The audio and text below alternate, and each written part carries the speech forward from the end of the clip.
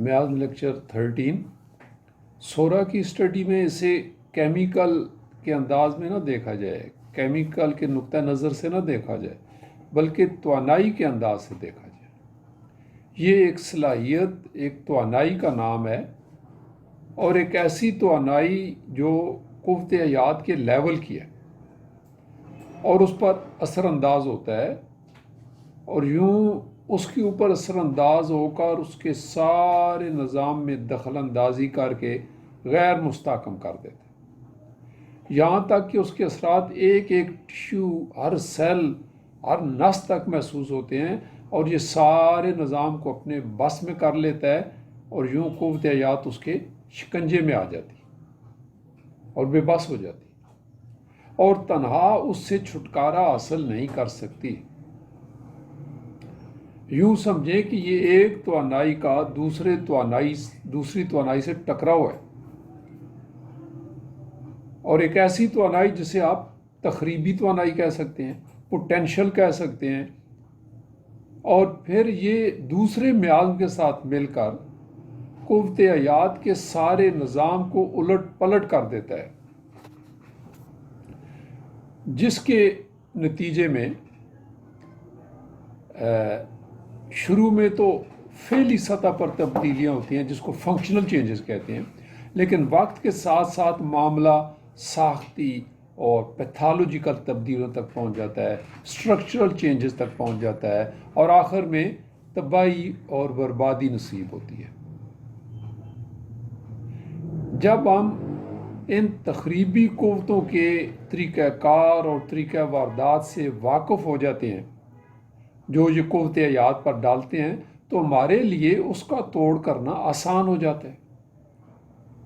کیونکہ ہم دشمن کی ساری اسٹریٹجی کو سمجھ سکتے ہیں۔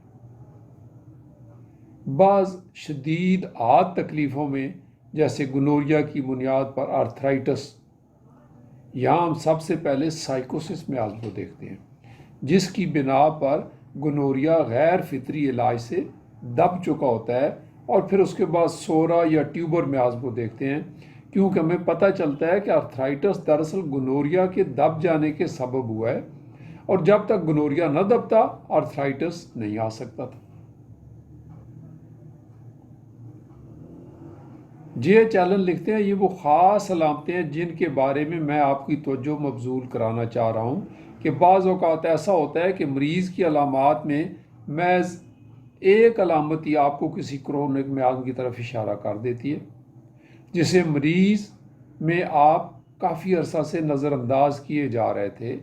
اور اس علامت سے ہمیں مرض کی سپریشن کا اندازہ ہو جاتا ہے۔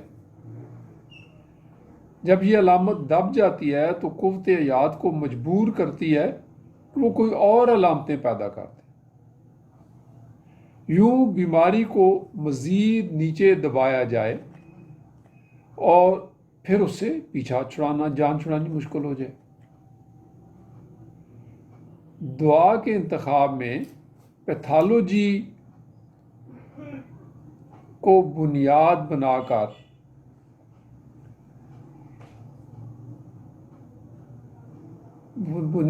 دعا کی انتخاب میں پیتھالوجی کو بنیاد بنانے والے آنےمن کی تعلیمات سے ایک اور حوالہ سے بھی انحراف کرتے ہیں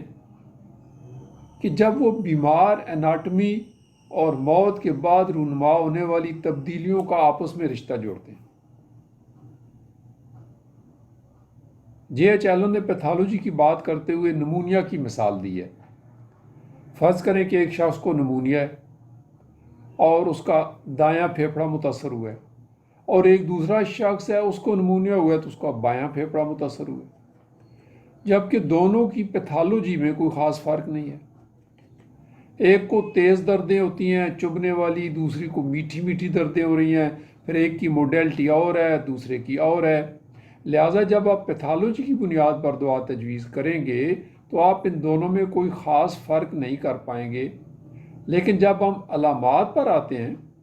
تو ان دونوں مریضوں میں انفرادی طور پر بہت کچھ الگ الگ سے مل جاتا ہے،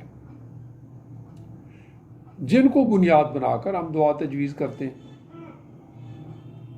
اور وہ علامات محض لوکل علامات نہیں ہوتی بلکہ پورے مریض کا احاطہ کر رہی ہوتی ہیں، اور نہ صرف اس کی جسمانی سطح پر بلکہ ذہنی اور جذباتی سطح پر بھی مریض کا حوالہ کر رہی ہوتی ہیں، جو ہمیں بالمثل دعا تک پہنچنے میں مدد دیتا ہے۔